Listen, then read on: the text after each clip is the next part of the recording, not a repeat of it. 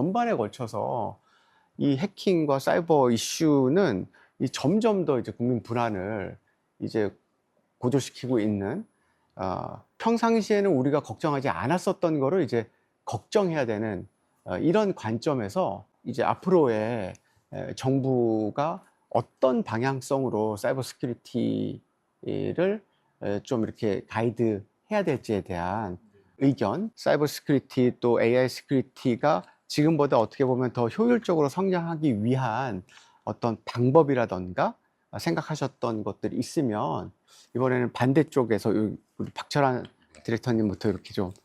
우선 저는 이렇게 레귤레이션 관련돼서 국내에도 그게 되게 잘 돼 있고 체계화돼 있다고 생각을 하는데, 이게 좀 더 글로벌 스탠다드나 트렌드에 맞추면은 시장에도 도움이 되고 또 엔드 유저들한테도 도움이 되지 않을까 그렇게 생각합니다. 그러니까 예를 들면 지금 클라우드만 해도 사실 다른 나라들은 클라우드 프렌들리가 되게 많아요. 그러니까 보안 솔루션을 개발해도 아키텍처 자체가 클라우드로 가 있어요. 그래서 그런 부분들을 좀 이렇게 글로벌 트렌드에 맞게 좀 더 반영을 해주시면 이게 산업에도 도움이 될 거고, 또 실제로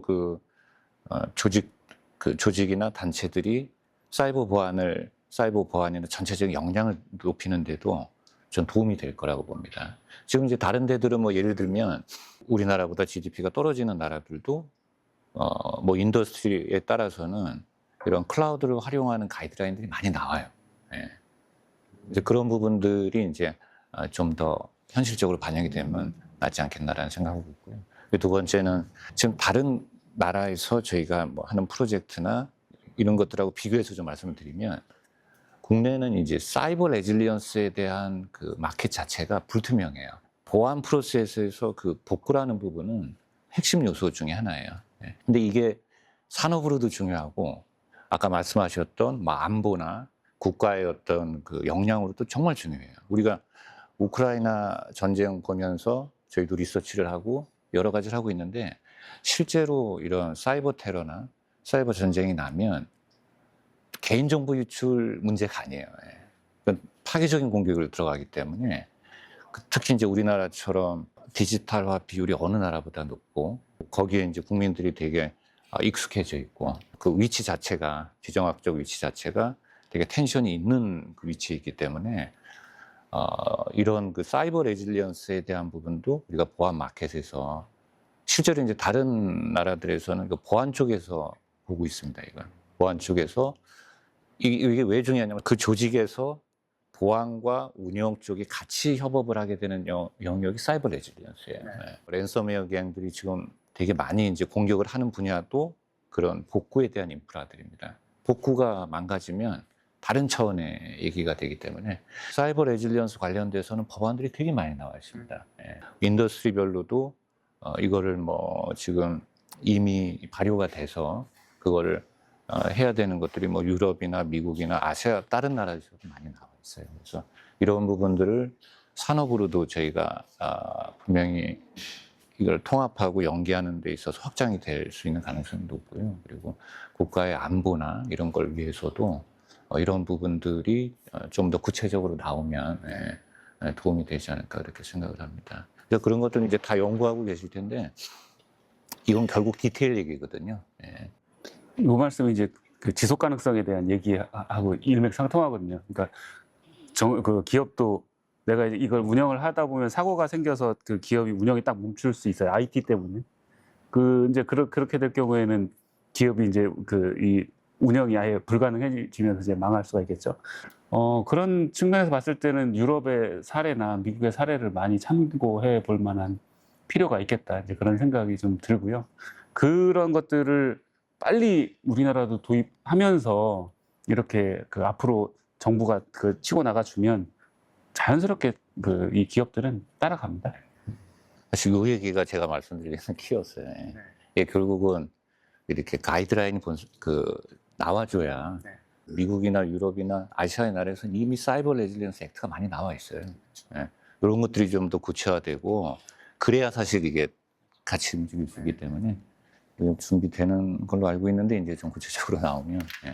새 정부에서 그런 좀 좀 핀포인트로 네. 이렇게 좀 할 수 있는 그런 좀 구체적인 법안이나 뭐 이런 것들, 가이드라인 이런 것들이 좀 나와줘서 또 산업 생태계가 또 그거에 맞게끔 또 방향을 찾을 수 있도록 가는 것도 굉장히 좀 중요한 포인트라고 또 생각합니다. 근데 우리나라에서 레질런스 관련된 가이드 자체가 약간 그 시큐리티가 아니라 그 운영 이쪽에서 주로 많이 나와 있을 거예요. 그럼, 예. 근데 약간, 자꾸 세큐리티 네. 얘기하니까 좁아지는 거예요. 예, 맞아요, 맞아요. 예. 그게 이제 이렇게 좀 통합된 시각으로 갈 때 실제 방어력도 높아지고 그죠, 그죠. 네, 산업도 그리고 아까 말씀드렸던 그게 좀 민글되고 합쳐지는 게 그런 걸 계기로 되는 거거든요. 현장에서는 분리가 돼 있어요, 이게. 예. 뭐 사건이 나도 실제로 이런 거 침해 대응을 가보게 되면 이 지금 원래 있었던 인프라 자체가 백업 인프라가 이제 국내용으로 지금 이게 증적이 된다 그러죠. 예. 소송 당하는 거에 대한 그러니까 이런 게 하나의 프로세스로 없기 때문에 이 전체를 가져가는 게 반드시 필요하다. 그래서 AI는 거버넌스라는 걸 중요시 여기는 게 다양한 분야의 그 롤을 이렇게 합쳐서 전체를 볼 수 있게 하기 위함인 것 같네요. 사실 EU AI 액트 이야기 나오면 사실 걱정이거든요. 그러니까 저희는 스타트업 기업이기 때문에 액트가 생기면 거기에 이제 맞춰야 되는 거잖아요. 그러니까 물론 이제 액트를 만들고 가이드라인 만들고 거기에서 이제 비즈니스가 만들어질 수 있는데, 그러니까 정부나 국가에 필요를 요구하는 거는 거기에 따라가면 좋은데, 그러니까 이 뒷부분을 별로 이야기를 안 해요. 그러니까 사실은 이제 그 이외에 또 리스크 기반인 거잖아요. 이런 리스크, 저런 AI에 필요한 것들을 네가 다 도출하고 거기에 대해서 어떤 노력을 했는지를 이제 기술을 해야 되는 거잖아요. 사고야 뭐 날지 않을지 모르지만 실제로 났을 때 이 회사한테 책임을 묻는 거는 너가 그걸 준비하고 얼마나 노력했느냐인 거거든요. 그래서 AI가 사회에 퍼지고 많이 활용되고 이름에 따라서 법률이 필요하고 하는 건 맞는데, 그런 법률들에 대해서 이렇게 작은 스타트업들도 쉽게 거기에 적용할 수 있게끔 뭔가 프레임워크라든지 이런 R&D라든지 뭐 이런 것들이 필요하지 않을까? 그게 돼야 AI 시장도 더 커지고 그렇게 될 거라고 기대를 합니다. 제가 볼 때 EU AI 액트는 약간 그런 측면이 있는 것 같아요. 그 유럽에 있는 애들을 그 이 규제한다기보다는 워낙 글로벌 기업들이 이제 들어와서 이 이제 데이터나 이 AI 기술을 다 여기 점령하니까 얘네들을 좀 더 규제를 제가 줘서 어디서 이제 들은 예, 얘기로는 이게 또 EU가 그 법률 장사를 한다 이런 얘기를 하기도 하더라고요. 그러니까 뭐 페이스북에 뭐 몇 억 달러 뭐 이렇게 하고 하는 것들, 그러니까 자기 이제 산업을 보호하는 측면도 있고. 네. 산업을 보호하는 측면에서 먼저 그러니까 자국의 산업도 보호하고 이제 이런 것들이 기저에 깔려 있어야죠, 당연히 말씀하신 것처럼. 네. 적합한 비유인지 모르겠는데 제가 알기로는 이제 미국에서 음주운전에 대한 게 실제로 사용자들이 맥주를 마시고 운전을 해도 된다. 근데 걸리면 감옥 간다. 그 우리는 술을 마시고 운전하는 자체가 안 되는 짓인데 미국은 해도 된다. 근데 걸리면 간다. 이런 식의 발상이라고 하더라고요. 저는 참 재밌는 발상을 생각했는데 우리는 AI로 인한 사고가 있으니까 뭐 어떤 규제를 해가지고 미리 예방을 하겠다는 건데, 근데 이 예방이 양날의 검 같은 거잖아요. 저는 한편으로 생각하면 AI 안전연구소 작년에 만들어진 이런 데서 규제를 딱 정하게 되면 거기에 맞춰가지고 이거 해야 되니까 정보 보호한 절차를 거쳐야 되니까 이러면 그쪽 관련 산업계 쪽에서는 사실 반가운 일일 거고요. 이게 저는 가장 빠른 길이라고 생각해요. 보안업계가 흥하는 일은 정부가 규제를 딱 때려가지고 안 하면 안 되니까, 그럼 거기서 돈 써야 되니까, 이거 사야 되니까 이게 참 좋은 거라고 생각하는데, 한편으로는 저는 또 다른 쪽에서 AI를 만드는 쪽에서 보면 이 규제라는 게 상당히 부담스러워요. 이걸 다 따라야 된다는 게. 그래서 한편으로는 미국처럼 안 해도 되는데 걸리면 작살난다. 너네 사고 터지면 얄짤없이 약관대로 해야 된다. 뭐 다 토해내야 된다. 이렇게 되면은 이제 해야 되는, 오히려 이제 그런 게 더 낫지 않을까 이런 생각도 좀 들고요.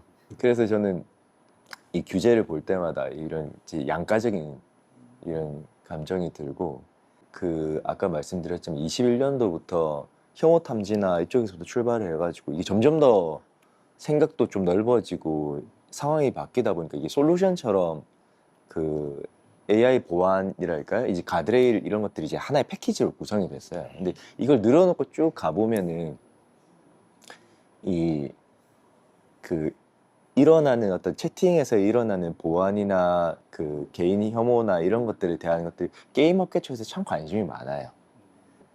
그러니까 이게 참 이 보면서 참 애매하다. 참 애매하다. 이게 이걸 어떻게 대처해야 될까? 그것도 마찬가지인데 이제 AI를 특히 금융이나 법률 쪽에 아주 개인정보가 민감한 쪽에서는 했을 때 사고가 나면 큰일 나니까 이걸 도입하려고 하거든요.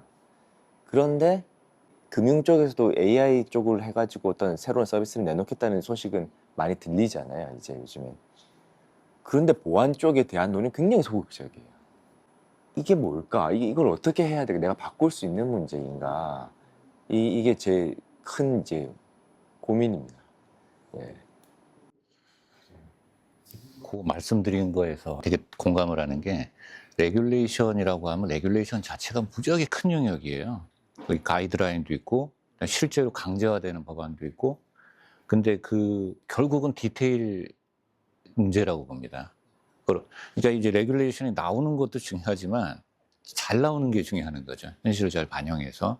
근데 그런 부분에 있어서는 결국은 레귤레이션이나 가이드라인을 만들 때 현실을 좀 반영한 그리고 어떤 단계적으로 접근할 수 있는 그런 것들이 그러니까 결국은 디테일이 키다라는 얘기를 저는 생각을 하고요.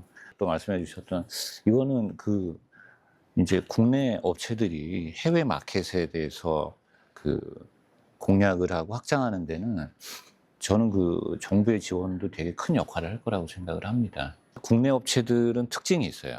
기술이 되게 좋습니다. 그건 확실해요. 저희도 그런 비즈니스로 연결시켜드리는 걸 오래 했기 때문에. 근데 이게 프로그램이 좋다고 비즈니스가 잘 되는 건 아니거든요. 그 외에 많은 또 기술이 필요해요.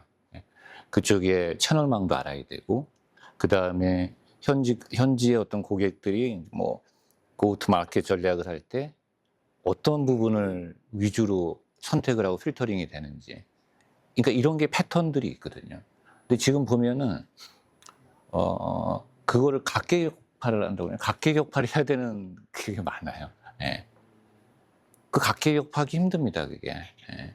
그래서 그런 부분들을 정부에서 이제 하고 잘 계시겠지만 그런 노하우라든가 실질적으로 필요한 부분들 현장에서 어떤 부분을 어필하고 어떤 부분을 강조해야 레퍼런스를 만들고 레퍼런스가 있어야 들어가잖아요. 사실 처음으로 보는 게 레퍼런스인데 그러면 그런 부분을 어떻게 소프트 엔딩 하는지는 그거는 저희 그냥 짧은 경험으로 말씀드리면 그거는 결국은 정부에서 좀 가이드를 해주시고 지원해 주시는 게 큰 도움이 될 거라고 봅니다.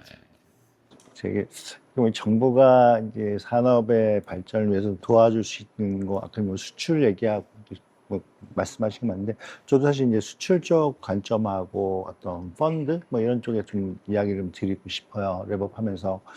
그러니까 지금도 사실 이 과기부의 IITP, 키시아 이쪽 통해서 저희가 이제 해외 진출 컨소시엄 사업도 하고 있어요. 그래서 조금 저희는 인도네시아 타깃으로 이제 우리 컨소시엄사랑 계속 접근을 하고 있는데 저희가 한 8년 동안 인도네시아를 해왔어요. 사실 우리나라는 대기업 기반의 회사니까 대기업들이 나가서 해외로 진출하고 하는 것들이 성공적으로 돼왔고, 근데 지금에 하고 있는 이 보안 소프트웨어 다 중소기업들이거든요. 그러니까 그들이 나가서 각계 전투하는 거 엄청 어려워요. 저희가 왜 인도네시아만 하고 있냐면 그걸 하기 전에 베트남도 가보고 필리핀도 가보고 말레이시아도 가보고 일본도 가보고 여러 나라 가봤는데 나라마다 특성이 다르잖아요. 이 나라의 특성을 맞춰서 우리가 뭘 하다간 아무것도 못하겠다. 제일 우리가 할 수 있는 딱 하나만 잡자 해서 인도네시아를 라인을 잡고 하고 있는 거고요. 그러니까 그런 것들의 공유와 예산을 그러니까 정부로부터 예산을 받아서 할 수 있는 그런 기회들이 계속 더 많이 만들어져야 될 것 같아요. 근데 여기에 조금 좀 이렇게 지금 우리가 이제 펀드가 있죠. 모태 펀드도 만들었고 보안 쪽에. 그러니까 조금 이 중소기업들이 컸으면 좋겠어요. 한 개의 제품을 만나면 제품이 이제 뜨면 이 제품 한 4-5개씩은 있어요. 그러면 매우 경쟁을 하잖아요. 결국엔 다 가격이 내려가고 서로 힘든 거예요. 그러니까 이런 상황을 계속 만들어 가는 건 대한민국이라는 시장도 좁은데 어려운 일인 거예요. 산업이 클 수가 없는 거죠. 아니 기술이 발전할 수가 없는 거죠. 그러니까 좀 더 깊이 있는 연구를 하려면 집중이 좀 해야 되는데, 그러니까 해외에 나가려면 규모를 키워야 되고, 규모를 키우려면 이 어떤 약간 구조적인 어떤 조정을 좀 해줘야 될 것 같아요. 근데 AI도 똑같을 거거든요. 지금은 시작할 때는 여러 회사가 생겨나는 게 맞죠. 근데 어느 때가 되면 글로벌 경쟁 나가려면 힘이 좀 있어야 되는데 여기서 싸우고 있거든요. 못 나오거든요. 그런 것들을 좀 나라가 좋아져야 되지 않을까 생각이 듭니다. 지금 정보보호 공시제도라는 게 있습니다. 상장사 중에 3천억 이상 되는, 그 다음에 CISO를 신고한 법인에 의해서는 이제 정보보호 공시를 하게 되어 있는데, 이 공시 대상의 범위를 상장되어 있는 모든 기업들을 대상으로 하면 수요는 그만큼 좀 많아질 것 같고요. 그리고 아까 가이드라인, 뭐 레귤레이션 이런 이야기들이 좀 나왔었는데, 가이드라인이나 레귤레이션이 있더라도 정부 부처가 예산이 없으면 구매를 할 수가 없어요. 근데 지금 정보보호 예산이라는 게 극히 제한적이고 성장률도 그렇게 많이 이제 올라가지도 않고 있는 상황이라서 정부가 좀 좋은 고객이 되어 주셔야 되거든요. 그래서 지금 정보보호 예산, 거기에는 이제 AI 시큐리티도 포함이 되겠죠. 그런 예산을 지금보다 더 좀 크게 또 예산을 확보하는 게 또 좀 필요할 때인 것 같습니다. 그리고 이제 과기정통부만 하더라도 정보 보호를 전담으로 하는 국이 따로 없어요. 그래서 정보 보호 실이나 국 정도의 조직 개편은 이루어져야 사이버 시큐리티와 AI 시큐리티에 대해서 전반적으로 더 가버넌스를 잘 할 수 있지 않을까? 이런 부분은 산업계 입장에서 좀 말씀드릴 수 있을 것 같고, 그리고 이제 뭐 자국의 보안을 자국에서 개발한 솔루션으로 할 수 있는 나라는 미국, 이스라엘, 중국, 그리고 대한민국 이 4개 나라뿐입니다. 그래서 지금 시사에서도 이제 캠프라고 해서 K-시큐리티 기업 얼라이언스를 만들어서 해외 진출하는 것들 사업을 하고 있는데, 사이버 시큐리티를 국가 전략 수출 사업으로 좀 정부가 좀 이렇게 지정을 해서 전폭적인 지원을 해서 우리가 뭐 K방산처럼 K뷰티처럼 우리가 갈 수 있는 여러 나라들이 있거든요. 적극적으로 이렇게 수출해서 차세대 먹거리 사업으로 사이버 시큐리티 산업이 그렇게 발전할 수 있는 이 부분을 또 이재명 정부에게 저희가 좀 요청드리고 싶은 부분이 있습니다. 장시간 동안 또 패널로 참석해 주셔서 감사하고요. 그냥 평상시에 생각하시던 것들 이야기해 주셔서 더 풍성한 토론회가 되었던 것 같습니다. 박수로 마무리하도록 하겠습니다. 네, 감사합니다. 수고하셨습니다.